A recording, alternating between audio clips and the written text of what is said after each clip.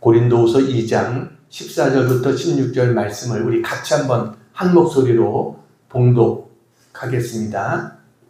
네, 시작. 항상 우리를 그리스도 안에서 이기게 하시고 우리로 말미암아 각 처에서 그리스도를 아는 냄새를 나타내시는 하나님께 감사하노라.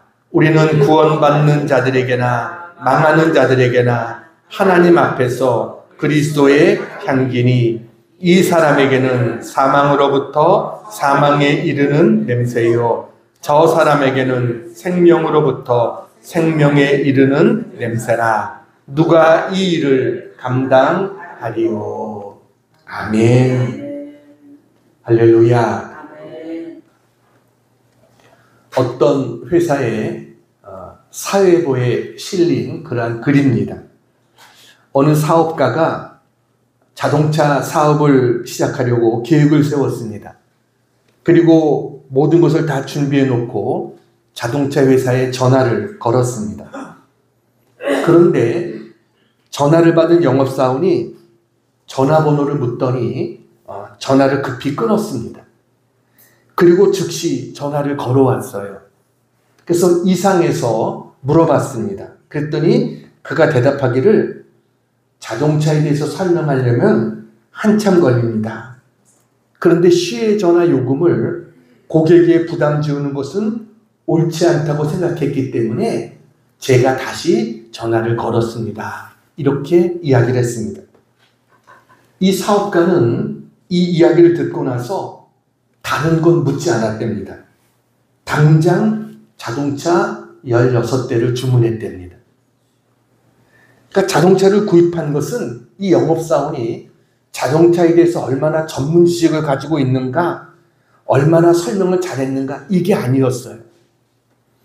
자기보다 상대방을 먼저 생각하는 그런 태도가 이 사람을 신뢰할 수 있게 만들었던 것이죠. 그러니까 영업사원에게서 풍기는 그 인격의 힘이 그런 결과를 만들어냈다. 이런 글입니다. 좋은 향기는 사람을 기쁘게 합니다. 근데 가장 좋은 향기는 인격에서 나오는 향기입니다. 여러분, 가끔 우리 주위에 보면 우리를 아주 기분 좋게 해주는 사람들이 있습니다. 힘든 가운데도 넉넉한 마음을 가지고 살아가는 사람, 부정적이지 않고 낙관적으로 살면서 아름다운 꿈을 안고 살아가는 사람, 늘 미소가 있는 사람, 또 다른 사람에 대해서 칭찬에 인색하지 않고 언제나 따뜻한 마음을 가지고 있는 사람. 여러분, 정말 이런 사람을 만나면 어떤 기분이 들어요? 좋은 향기를 맡은 것처럼 우리의 마음에 기분 좋은 그런 생각이 들죠. 그래서 내 자신의 우울했던 마음도 밝아지게 되고 나도 모르게 웃음이 나오게 되고 같이 행복해질 수 있는 그런 사람이 되는 것이죠. 이런 사람 만나면 이런 사람은 또 만나고 싶은 사람입니다. 또 언제까지나 같이 있고 또 보고 싶고 한없이 마음이 편해지는 사람. 여러분, 왜 그럴까요? 그 사람에서 풍겨나오는 좋은 향기 때문입니다. 그 사람이 가지고 있는 학식 때문도 아니고 그 사람이 가지고 있는 돈 때문도 아니고 얼굴이 잘나서도 아니고 정말 그 사람에서 풍기는 그 좋은 인격의 향기가 상대방을 기쁘게 하는 거예요. 여러분, 우리 그리스도인은 이런 좋은 향기의 사람이 되어야 될 줄로 믿습니다. 왜냐하면 우리는 그리스도의 향기이기 때문에 그렇습니다. 오늘 15절 말씀, 바울은 우리를 향해서 뭐라고 말합니까? 15절 같이 한번 읽겠습니다. 시작. 우리는 구원받는 자들에게나 망하는 자들에게나 하나님 앞에서 그리스도의 향기니. 오늘 설교의 제목은 예수 그리스도의 향기입니다. 오늘 예수님의 향기가 어떤 향기인가? 우리가 주님의 향기라고 하는데 그럼 우리가 풍겨야 될 향기가 어떤 향기인가? 오늘 말씀을 통해서 같이 은혜를 나누겠습니다. 자, 첫 번째 같이 한번 읽겠습니다. 시작. 하나님 말씀의 향기를 풍겨야 합니다. 사람은요, 무엇을 먹느냐에 따라서 풍기는 냄새가 달라집니다. 외국 사람들 우리 보면 무슨 냄새가 난다고 그래요? 마늘 냄새, 김치 냄새가 난다, 이런 이야기 합니다. 근데 우리도 마찬가지입니다. 서양 사람들 만나면 그들의 독특한 냄새가 있습니다. 몸을 씻지 않아서가 아니에요. 그들은 고기와 버터를 많이 먹어서 그런 냄새가 몸에 배 있는 거예요. 이 한국인 어떤 면에서 이 최초로 미국 메이저리그에 진출했던 박찬호 선수, 그의 동료들이 그에게 항상 야, 너는 마늘 냄새가 나, 항상 이렇게 이야기했다는 거예요. 그런데 어느 날 한 동료가 씹던 껌종이를 던지면서 야, 너 냄새나 하면서 이 박찬호에게 그랬을 때 격분해가지고 그 선수와 크게 싸웠다, 이런 이야기가 있어요. 그러니까 이 자기 몸에서 냄새가 나는, 그래서 박찬호가 자기 몸에서 나는 그 냄새를 없애기 위해서 한 달 동안 한식을 안 먹었답니다. 햄버거나 이런 것만 먹고 한 달 동안 그 냄새를 없애기 위해서 한식을 일절 먹지 않은 그런 적이 있다, 이런 이야기를 하더라고요. 그러니까 외국에 사는 사람들은 다 이런 비슷한 경험들을 다 갖게 됩니다. 한국 사람에게는 마늘 냄새가 나지만 각종 향이 들어간 카레를 즐겨 먹는 인도 사람들에게는 어떤 냄새가 날까요? 카레 냄새, 향신료 같은 그런 냄새가 납니다. 멕시코 사람들에게는 콩 냄새, 서양 사람들에게는 치즈 냄새, 이런 것들이 나요. 피부색과 관계없이 갓난 아이들에게는 무슨 냄새가 납니까? 전 냄새가 납니다. 왜 그럴까요? 먹는 게 젖이기 때문에. 그래서 전 냄새가 나는 거예요. 그래서 우리가 무엇을 먹느냐에 따라서 우리에게서 나는 냄새가 달라지는 겁니다. 그럼 우리 그리스도인은 무엇을 먹는 사람입니까? 우리는 주식이 하나님 말씀이 우리의 주식입니다. 하나님 말씀을 먹는 게 우리예요. 그래서 신명기 8장 3절 같이 한번 읽어볼까요? 시작. 빨간 글씨 시작. 사람이 떡으로만 사는 것이 아니요 여호와 입에서 나오는 모든 말씀으로 사는 줄을 내가 알게 하려 하심이니라. 예수님이 광야에서 40일 금식하셨을 때도 사탄에게 시험받을 때 저 말씀을 하셨죠. 그러니까 그리스도인은 하나님의 말씀을 먹고 사는 존재예요. 그렇기 때문에 우리 안에서는 이 말씀의 향기가 나야 되는 거예요. 그게 정상인 거예요. 냄새는요, 풍기고 싶지 않아도 저절로 납니다. 감추고 싶어도 감출 수가 없습니다. 왜냐하면 나도 모르게 내 몸에 배어있기 때문에 그렇습니다. 생선가게 오래 있으면 무슨 냄새가 나요? 생선 냄새가 납니다. 고깃집에서 열심히 고기 구워 먹고 나오면 어떻습니까? 다른 사람들이 너 고기 먹었지? 그러잖아요. 왜요? 고기 냄새가 뱄기 때문에. 꽃집에 갔다 나오면 뭐가 납니까? 꽃향기가 납니다. 병원에 갔다 나오면 약 냄새가 납니다. 커피집에 갔다 오면 커피향이 우리 몸에 나게 됩니다. 그러니까 나도 모르게 내 몸에 향기가 배어있는 거예요. 여러분, 그렇기 때문에 우리가 그리스도인이라 하면 당연히 우리에게서 하나님 말씀의 냄새가 나야 되는 게 정상입니다. 이 냄새가 안 난다면 그건 뭐예요? 그 사람은 가짜입니다.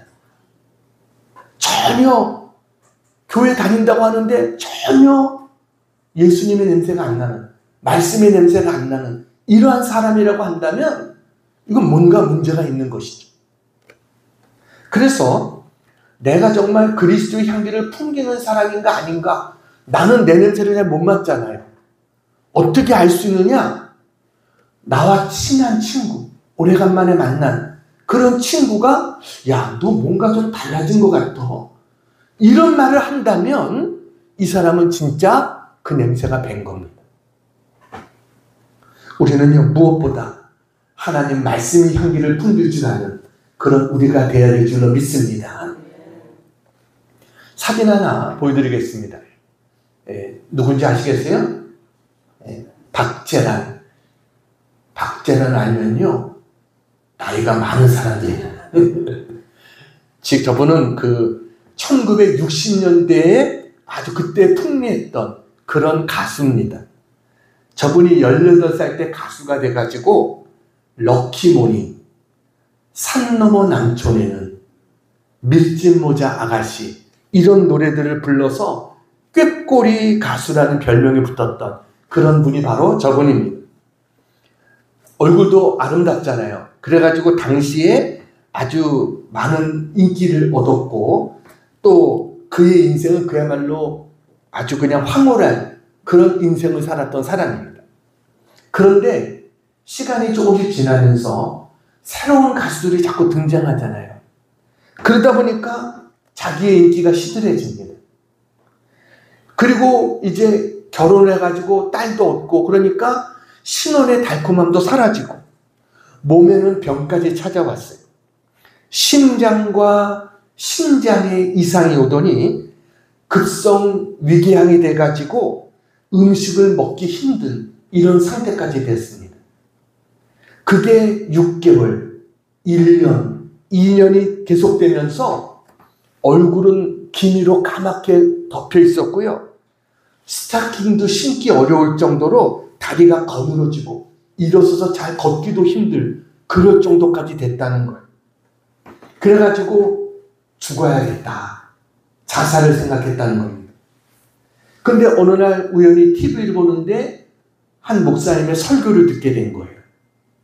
설교를 듣다가 설교 가운데 하나님이 우주와 인간을 창조하셨다, 이 말씀을 듣는데 갑자기 그 말씀이 자기에게 와서 부딪힌 거예요. 은혜가 된 거예요.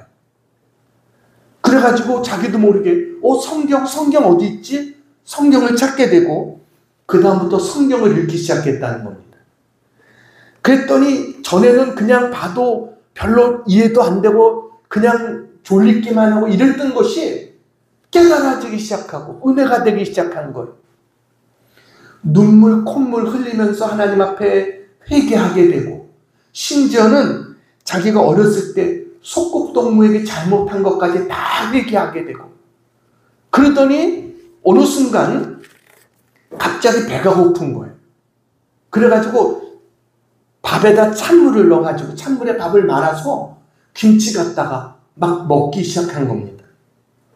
그러다가 조금 있다가 보니까 자기가 깜짝 놀란 거예요.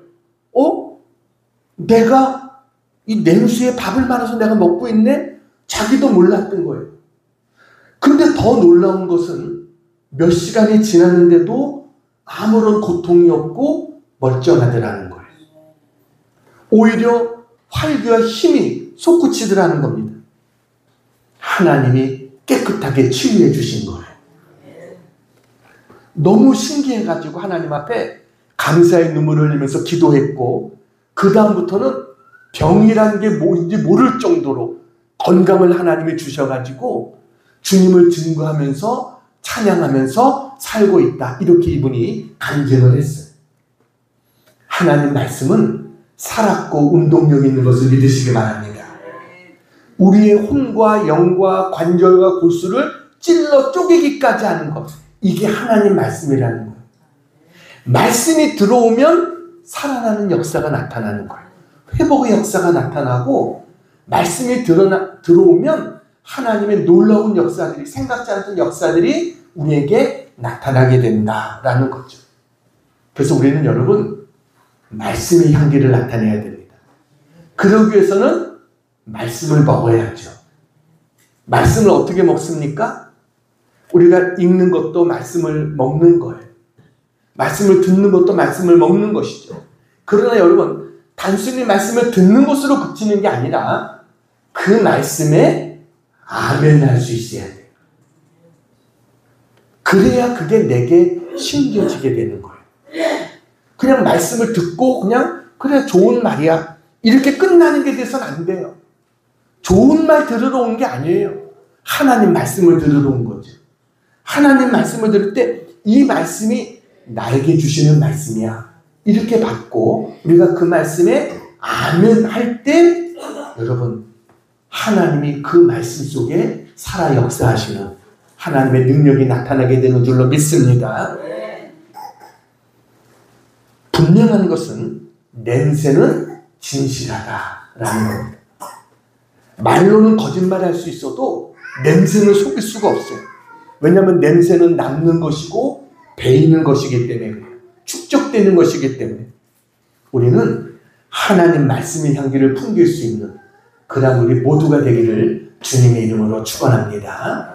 두 번째 같이 한번 읽겠습니다. 시작. 사랑의 향기를 풍겨야 됩니다. 대개 사람들은요 대부분 다 이기적이고 자기중심적입니다. 사랑한다고 해도 이해관계를 따라서 사랑하는 것입니다. 상대가 나를 불편하게 하고 나에게 손해가 된다고 생각하면 관계를 단절하고 심지어는 미워하기까지 합니다. 그런 우리가 어떻게 이웃을 사랑하고 사랑의 향기를 풍길 수가 있겠어요? 내 힘으로 되는 게 아니에요. 내가 사랑의 향기를 풍기기 위해서는 사랑의 예수님을 만나야 되는 거예요. 그 예수님이 내 안에 들어오셔야 우리에게서 사랑의 향기가 나오게 되는 거예요. 하나님은 뭐예요? 하나님은 사랑이시다 그랬습니다. 하나님은 세상을 이처럼 사랑하사 독생자를 주셨다고 그랬어요. 예수님은 우리를 사랑해서 이 땅에 오셨습니다. 그래서 누구든지 다 사랑하셨어요. 죄인도 세리도 창기도 주님은 다 사랑하시고 품어주셨어요. 그래서 우리가 이 예수를 만나게 되면 여러분 우리도 이웃을 사랑할 수 있는 그런 사람이 될 수 있는 줄로 믿습니다. 내가 사랑해야지라고 되는 게 아니라 주님이 사랑의 마음을 주셔야 되는 거예요. 어떤 분이 간증하는 걸 들었는데 참 감명 깊게 그 말씀을 들었어요. 이분이 이런 얘기를 하더라고요. 자기가 예수 믿기 전에는 사람을 만날 때 4가지 면에서 봤답니다. 첫째는 지식의 눈으로 봤대요. 그게 뭐냐면 저 사람 학벌이 얼마나 되나, 어떤 학교를 나왔나, 자기가 그거 무척 따졌다는 겁니다. 두 번째는 경제적인 면을 봤다는 거예요. 그러니까 저 사람이 경제적인 능력이 얼마나 되나 이거 봤다는 거예요. 세 번째는 사회적인 능력을 봤다는 겁니다. 그러니까 저 사람이 사회적으로 어느 정도 위치에 있나 이것을 봤다는 겁니다. 네 번째는 도덕적인 눈으로 평가했다는 거예요. 저 사람이 어떤 사람인가 도덕적인 것을 평가했대요. 그래서 이 4가지를 가지고 사람을 평가하고 그 다음에 사람을 사귀고 이렇게 했다는 거죠. 그래서 거기에 평가에 미치지 못하는 사람은 사귀지 않는 정도가 아니라 자기가 못됐다고 생각했는데 그게 뭐냐면 그런 사람은 오히려 우습게 보고 혐오했다는 거예요. 자기가 생각하는 기준에 미치지 못하는 사람은 오히려 혐오했대요. 그런데 그가 계속해서 이런 얘기를 합니다.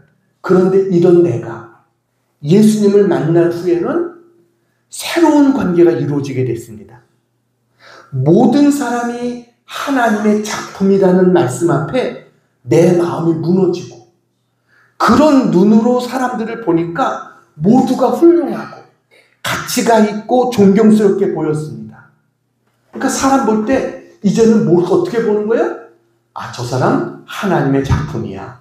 하나님 만든 사람이야. 이렇게 보니까 모든 게 달라졌다는 거예요.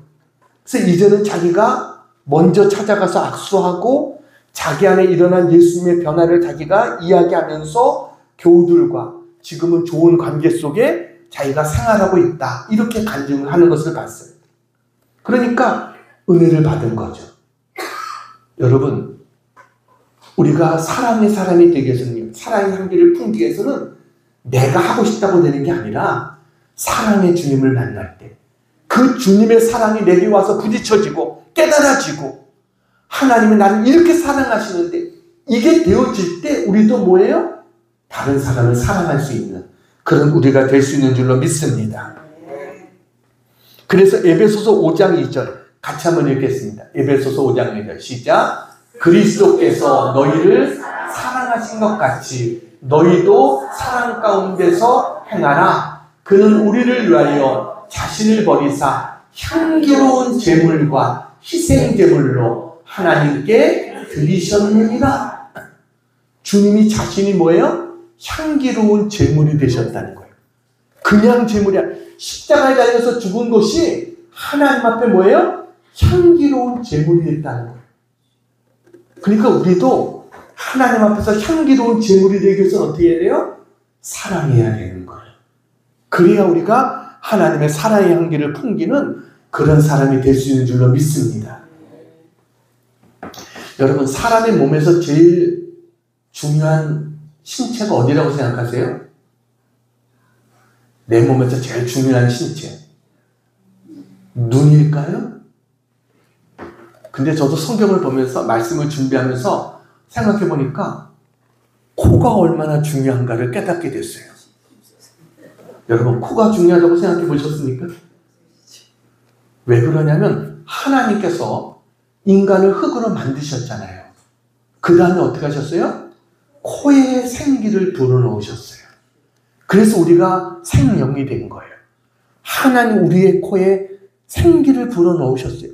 이 코가 그래서 중요한 거예요. 이 코로 우리는 향기를 맡게 되고 냄새를 맡게 되는 거예요. 냄새 맡지 못하면요, 음식 맛도 잃어버립니다. 코가 냄새 못 맡으면요, 음식이 아무런 맛이 없어진대요. 코가 얼마나 중요한 것인가. 우리가 향기가 돼야 되는 겁니다. 사랑의 향기. 여러분, 사도행전 9장에 보면 다비다라고 하는 여인이 나옵니다. 이름이 뭐라고요? 다비다. 자, 사도행전 9장 36절 37절을 같이 한번 읽겠습니다. 시작. 요바에 다비다라는 여제자가 있으니 이름을 번역하면 도르가라. 선행과 구제하는 일이 심히 많더니 그때 병들어 죽음에 시체를 씻어 다락에 누이니라. 요바라고 하는 곳에 있는 성도 중에 이름이 뭐라고요? 다비다. 이름도 참 잘 지었습니다. 그는 다 비는 사람이었습니다. 다 주는 사람. 그런데 아람어 이름으로 다비다고요. 헬라식으로는 도르가라고 불려졌어요. 근데 이 앞에 절로 다시 한번 돌아가 봐 주세요. 36절. 자, 거기 보면 요바의 다비다라는 뭐라고요? 여제자가 있으니. 여러분, 다비다에게 처음으로 여자인데도 제자라는 말을 썼어요. 여제자. 처음으로 나오는 겁니다. 여러분, 다시 말하면 그녀는 자기의 삶을 통해서 마치 제자처럼 인정을 받았다는 거예요. 사람들로부터 여제자로 불려질 수 있을 정도로 사랑과 선행을 베풀었던 사람이 다비다라고 하는 여인입니다. 근데 이 다비다가 어느 날 병들어서 죽게 됐습니다. 그랬더니 요바에 있는 그리스도인들이 이 다비다의 시신을 깨끗이 씻은 다음에 다락방에 안치했어요. 자, 그러면 어떻게 되는 거예요? 사람이 죽었으면 장사를 지내야죠. 근데 저들이 지금 장사를 지내려고 하는 게 아닙니다. 저들은 베드로에게 사람을 보내가지고 급히 와달라고 베드로에게 청했어요. 그리고 베드로가 올 때까지 그대로 기다리고 있는 거예요. 요바에 도착한 베드로가 이 다비다의 시신이 있는 다락방으로 올라갔어요. 그랬더니 거기에는 많은 과부들이 다비다의 죽음을 슬퍼하면서 울고 있었습니다. 그 여인들이 옷을 가지고 이 옷은 다비다가 생전에 나에게 만들어 주신 옷이라고 이야기하면서 자기의 겉옷과 속옷들을 보여주면서 베드로에게 그렇게 이야기를 하는 거예요. 그러니까 이 옷은 다비다가 만들어준 겁니다. 다비다는 우리를 너무나 사랑했습니다. 저렇게 마음씨 곱고 사랑이 많은 다비다가 우리 곁을 떠났습니다. 그는 우리 곁에 오랫동안 있어야 합니다. 라고 이야기를 하는 겁니다. 여러분, 왜 빨리 장례를 치르지 않고 베드로 거기를 불렀을까요? 그들은 부활의 주님을 믿은 거예요. 부활의 능력을 믿은 거예요. 그래서 베드로를 불렀어요. 그러면서 베드로 앞에서 그렇게 이 다비다가 어떤 여인지를 이야기하니까, 여러분, 베드로가 사람들을 다 내보낸 다음에 무릎을 꿇고 거기서 기도합니다. 그리고 다비다야 일어나라, 이러니까 죽었던 다비다가 일어나서 앉게 됩니다. 이 후에 어떤 일이 일어납니까? 42절 같이 한번 읽겠습니다. 42절 시작. 42절 시작. 온 요파 사람이 알고 많은 사람이 주를 믿더라. 이 사건 때문에 수많은 사람들이 주님을 믿게 되는 그런 역사가 나타나게 됩니다. 여러분, 사랑의 향기를 풍기면요, 꽃들이 오게 됩니다. 나비가 오게 됩니다. 벌이 오게 됩니다. 그러니까 우리가 식탁에 이렇게 어디다 꿀을 떨어뜨리면, 그러면 어디서 냄새를 맡았는지 이렇게 벌도 오고 막 이런 것들이 오잖아요. 그런 식인 거예요. 시바 여왕이 솔로몬에게 지혜를 배우러 왔습니다. 시바 여왕이 진짜 꽃하고 진짜 꽃과 똑같이 만든 생화를 이 솔로몬이 있는 곳 앞에 50m쯤 앞에다 두고 솔로몬에게 어떤 게 진짜 생화일까요? 알아맞혀 보라고 이렇게 이야기했어요. 여러분, 어떻게 알아맞히겠어요? 50m쯤 떨어진 곳에다가 진짜 생화와 조화를 갖다 놓고 똑같이 생겼어요. 어떤 게 진짜 생화인지 알아맞히라. 그랬더니 솔로몬이 통 속에 벌을 담아오게 해가지고 그 벌을 통을 열은 거예요. 그랬더니 어떻게 됐어요? 많은 벌들이 어디로 가요? 살아있는 꽃으로 가게 됩니다. 그래서 살아있는 꽃을 맞추게 됐다, 이런 이야기가 있습니다. 아무리 벌들이 와도 조화의 벌들이 갈까요?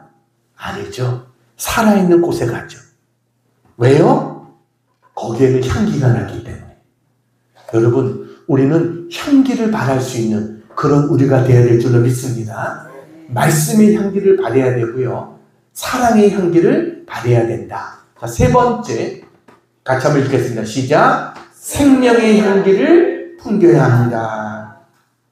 15절 16절 같이 한번 읽겠습니다. 15절 16절 시작. 우리는 구원받는 자들에게나 망하는 자들에게나 하나님 앞에서 그리스도의 향기니 이 사람에게는 사망으로부터 사망에 이르는 냄새요, 저 사람에게는 생명으로부터 생명에 이르는 냄새라. 누가 이 일을 감당하리요?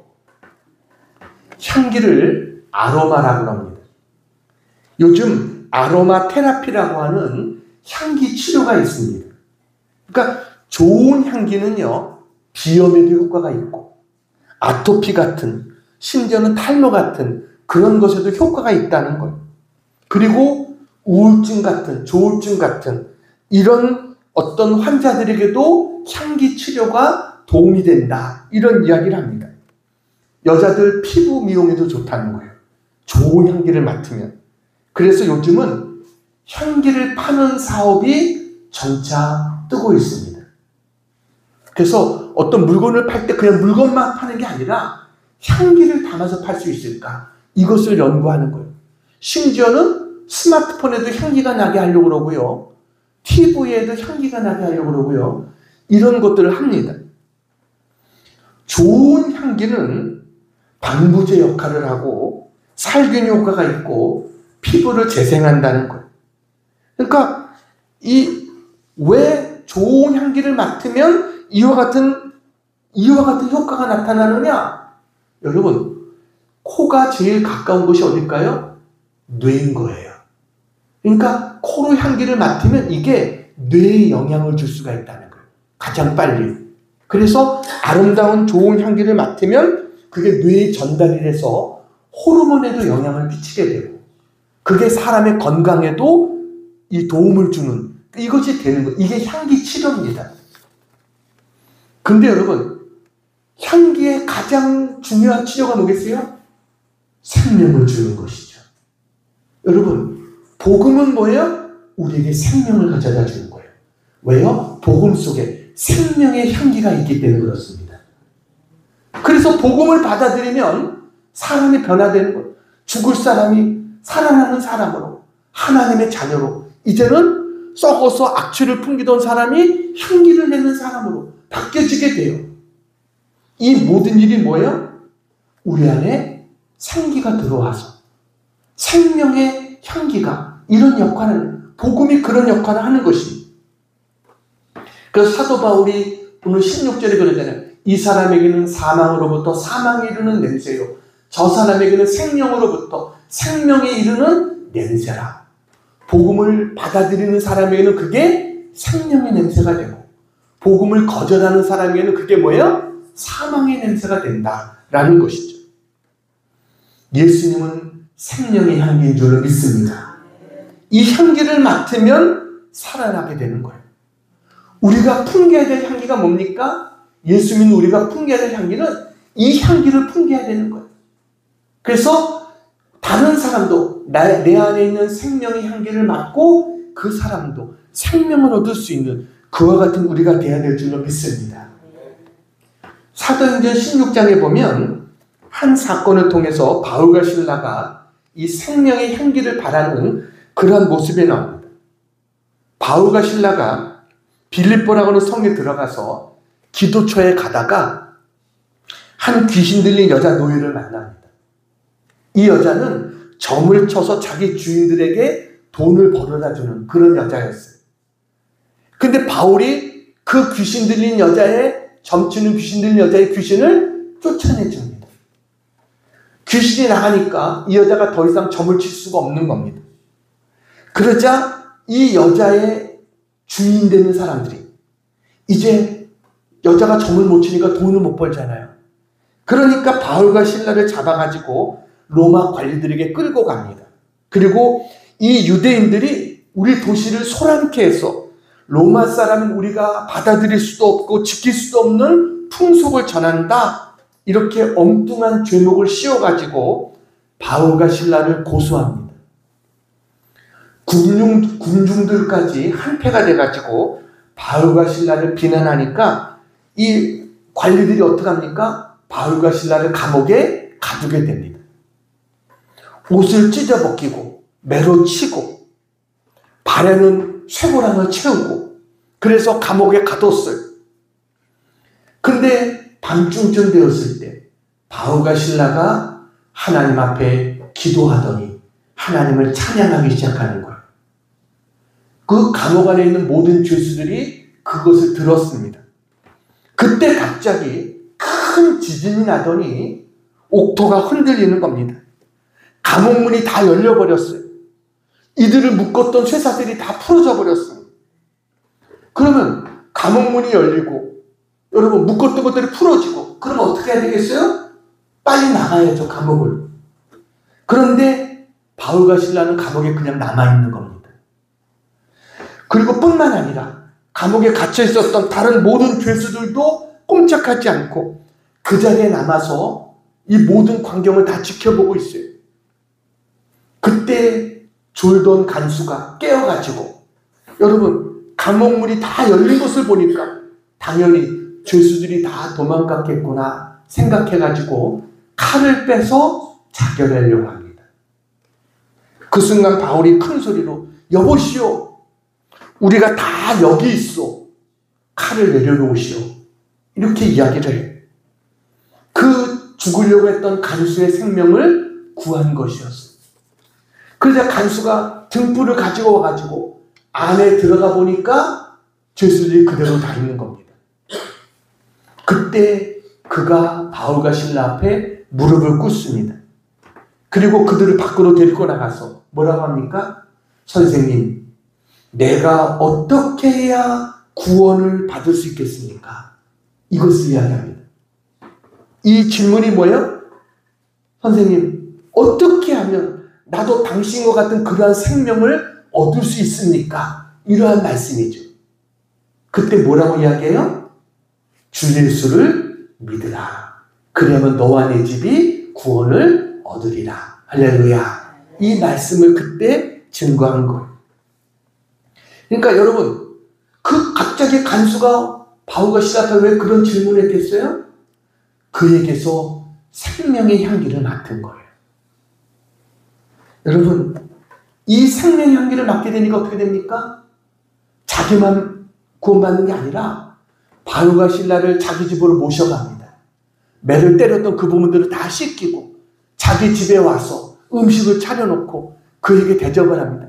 그리고 말씀을 해주시오. 말씀을 듣고 그의 온 가족이 침례를 받는, 할렐루야, 온 가족이 구원받는 그러한 역사가 나타나게 돼요.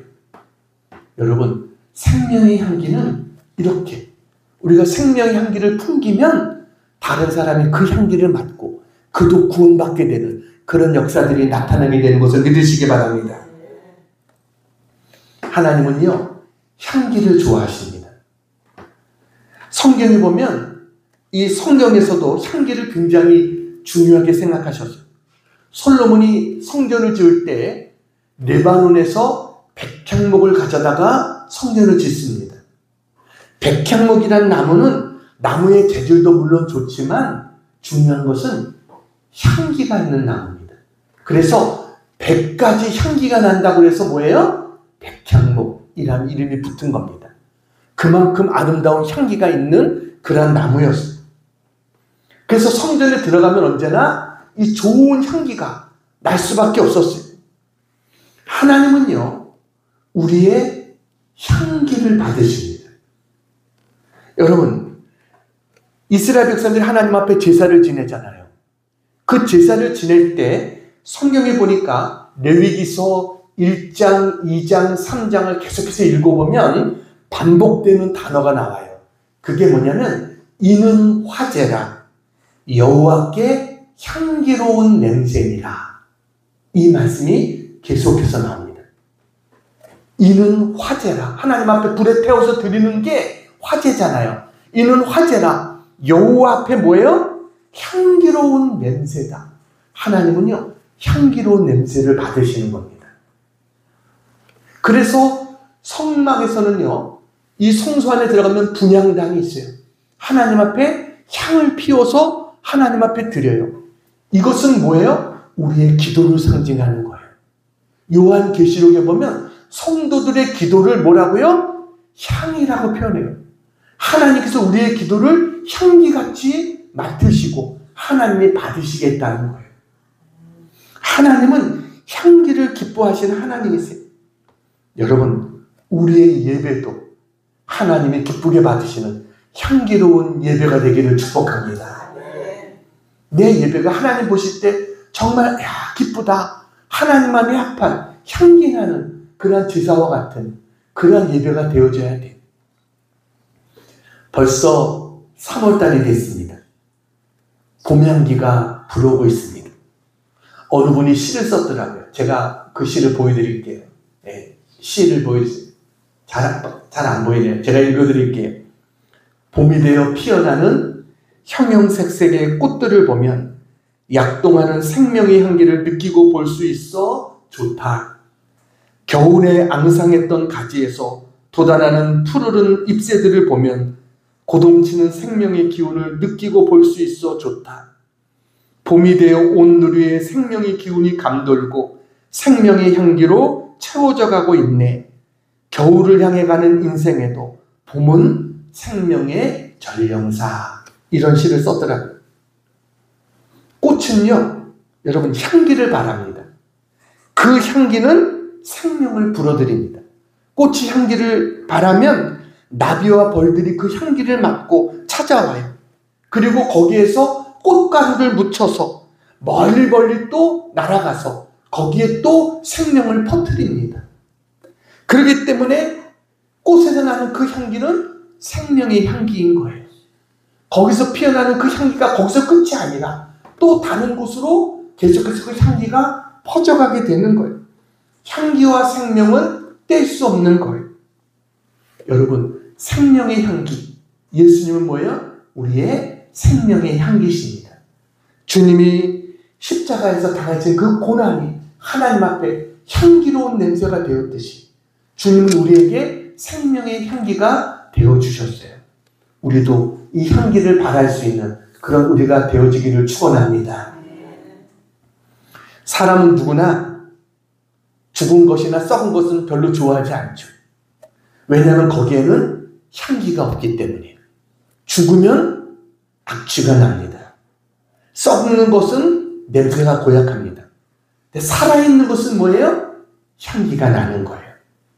우리의 심령이 살아있는 심령이다라고 할 때 우리 안에서는 뭐가 나와야 돼요? 향기가 나와야 될 줄로 믿습니다. 내가 예수님을 믿는다고 하면서도 전혀 나에게서는 주님의 냄새가 안 난다. 전혀 예수님 냄새가 안 나고 향기가 안 난다. 그러면 우리의 심령이 뭔가 문제가 있는 거죠. 이게 죽어 있거나 향기는 나타내지 못하고 악취만 난다고 하면은 이게 뭐가 잘못된 거죠. 아니면 말씀이 전혀 내 안에 심겨지지 못했거나 뭔가 이유가 분명히 있는 것이죠. 우리는 말씀의 향기, 사랑의 향기, 생명의 향기, 이 향기를 풍기는 우리가 되어야 될 줄로 믿습니다. 이제 한 가지 이야기하고 마치려고 합니다. 감리교의 이 창시자인 요한 웨슬레, 어느 날 이분이 자기 사무실에서 주일학교 애들을 불러가지고 하나님 말씀을 가르치고 그들에게 과자를 나눠주고 다과를 할 때였습니다. 근데 다과를 먹는데 한 아이가 갑자기 그러더라는 거예요. 선생님, 이상한 냄새가 나요. 그래서 요한 웨슬레가 깜짝 놀랐어요. 무슨 냄새? 그랬더니 이 아이가 그러는 거예요. 예수 냄새가 나는 것 같아요. 그래서 요한 웨슬레가 웃으면서 야, 너 예수 냄새 맡아봤어? 그랬어요. 그랬더니 그 학생이 뭐라고 대답했냐면 예수 냄새가 어떤 것인지 몰라도 지금 나는 냄새가 틀림없이 예수 냄새일 것 같아요. 요한 선생님을 보니까 예수 냄새가 나는 것 같아요. 여러분, 이런 요한 웨슬레는 성공한 사람인 줄로 믿습니다. 우리 안에 예수님 냄새가 난다면, 그리스도의 향기가 난다면 우리는 성공한 인생이 되는 거예요. 여러분, 오늘 바울은 말합니다. 고린도 교회 교인들을 향해서. 고린도 교회 얼마나 문제가 많았던 교회입니까? 부끄럽고 부족한 것이 많았던 교회입니다. 그런데도 그들을 향해서 바울은 말합니다. 너희는 그리스도의 향기다 라고 말합니다. 우리는 주님의 향기입니다. 어디서든지 우리 안에 있는 이 향기를 풍길 수 있는 그런 우리 모두가 되기를 주님의 이름으로 축원합니다. 기도하겠습니다. 사랑하는 하나님 아버지, 저희들 비록 죄인들이지만 예수님 앞에 나올 수 있는 은혜를 주시고 더욱이 예수님의 놀라운 생명의 향기를 맡고 우리의 모든 것을 주님께 위탁할 수 있도록 인도하여 주심을 진심으로 감사합니다. 구하는 저희에게 더 큰 은혜를 베푸사 죽을 때까지 주님의 향기를 맡으며 그 향기에 취하여 사는 주님의 자녀들로 만들어 주시옵소서.